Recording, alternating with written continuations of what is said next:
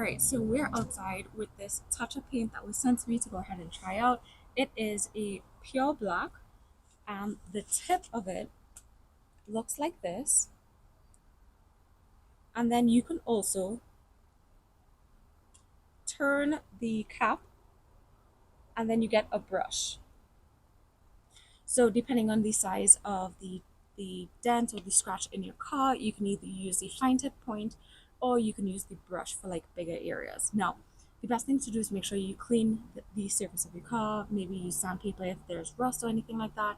Then shake this for about a good like 30 seconds or so, and then go ahead and press down on the metal tip if it's a small area, or we can use a brush. So I'm going to use both just to show you what it looks like. What we would recommend is using like a paper or napkin or whatever and testing out the color just to make sure it does match the color of your car. Of course, you don't want a spot that's a different color. So let's go ahead and test it out.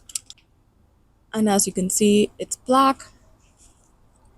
And then let's open it.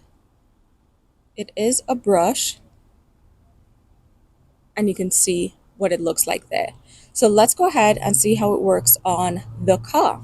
So as you can see, I have a little dent right here, like a little scratch on the surface of the door handle. So let's go ahead and fix that part.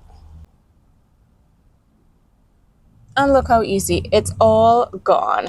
I found this little dent right here, and we're going to use the pen part to go ahead and get rid of it. And then that is going to dry, and then you're going to see that difference. Look at that. So here's another spot that we're going to go ahead and use both the tip and the brush.